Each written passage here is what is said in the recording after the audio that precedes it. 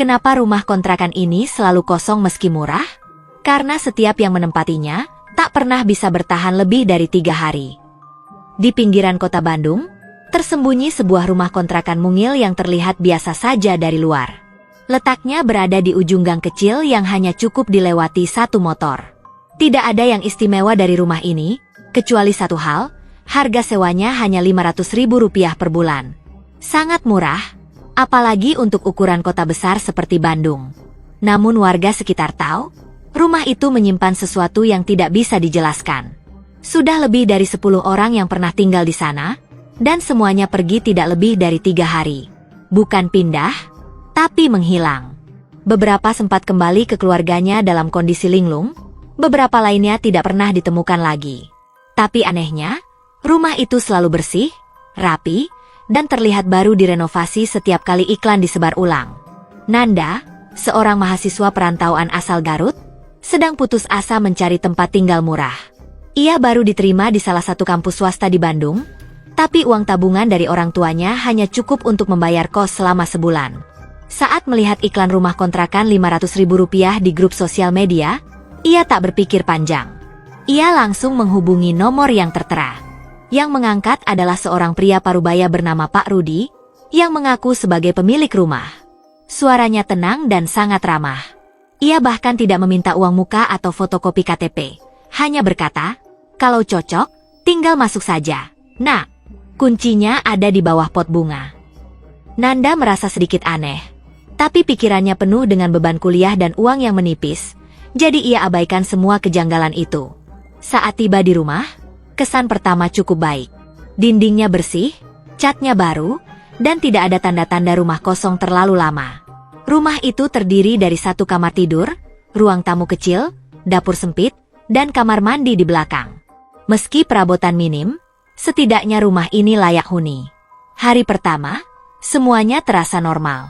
Ia membereskan barang, menata meja belajar, dan bahkan sempat video call dengan ibunya. Namun ketika malam tiba, suasana mulai berubah. Udara menjadi sangat dingin. Seperti AC menyala padahal rumah itu tidak memiliki pendingin udara. Nanda juga mulai mendengar suara-suara aneh dari dapur. Seperti langkah kaki pelan. Tapi saat ia cek, tak ada siapa-siapa. Hari kedua, Nanda mulai merasa ada yang mengawasinya. Setiap ia lewat di depan cermin kamar mandi, bayangannya terlihat sedikit berbeda. Matanya seperti kosong, tubuhnya agak membungkuk. Ia mencoba menghibur diri, menganggap itu hanya efek lelah karena adaptasi di tempat baru. Malam itu, sekitar pukul 2 pagi, ia terbangun karena mendengar suara tangisan. Suara lirih, dari arah belakang rumah. Perlahan, suara itu menyebut-nyebut namanya. Nanda, tolong. Tubuh Nanda gemetar. Dengan langkah pelan, ia mendekati jendela dan mengintip ke halaman belakang. Gelap. Tidak ada siapapun. Namun suara itu masih terdengar, seolah berasal dari dalam tanah. Esok harinya, Nanda pergi ke warung dekat gang. Ia mencoba bertanya pada ibu pemilik warung, apakah pernah mendengar suara aneh dari rumah itu. Sang ibu hanya diam beberapa detik, lalu berkata pelan, "Kamu kuat, Nak? Yang kemarin juga bilang begitu." Tapi malam ketiga, dia lari sambil teriak-teriak. Kata-kata itu terus terngiang di kepala Nanda sepanjang hari. Malam ketiga adalah malam terakhir bagi para penghuni rumah itu. Rasa penasaran bercampur takut membuatnya memasang kamera ponsel di pojok kamar untuk merekam tidur malam itu. Ia ingin tahu apakah suara yang ia dengar hanyalah halusinasi. Dan benar saja, saat pagi tiba dan ia memutar rekaman video semalam, tubuhnya langsung gemetar. Sekitar pukul 3 pagi, kamera merekam sosok perempuan berambut panjang, berdiri diam di pojok kamar. Sosok itu hanya menatap Nanda tidur tanpa bergerak. Matanya kosong. Wajahnya pucat. Dan anehnya, sosok itu tidak tampak di mata telanjang. Hanya terlihat di rekaman kamera. Nanda panik. Ia segera mengemasi barang-barangnya dan mencoba keluar dari rumah. Tapi pintu depan terkunci. Jendela juga tak bisa dibuka. Kunci yang semula ia simpan di meja, hilang entah kemana. Ia seperti terjebak. Dalam ketakutan, ia mulai mendengar suara bisikan di telinganya. Suara yang sama seperti malam sebelumnya. Tapi kali ini lebih dekat. "Tinggal saja di sini selamanya. Nanda menangis. Ia mencoba menghubungi Pak Rudi, si pemilik rumah. Tapi nomor tersebut sudah tidak aktif. Akun sosial media tempat ia melihat iklan rumah itu pun telah hilang. Seolah tak pernah ada. Dengan sisa tenaga dan sinyal wifi, Nanda mencoba mencari nama-nama penghuni lama yang pernah memposting soal rumah ini di grup sosial media. Ia menemukan satu, Reno. Ia mencoba menghubunginya lewat pesan, dan beberapa jam kemudian, ia mendapat balasan dari seseorang yang mengaku adik Reno.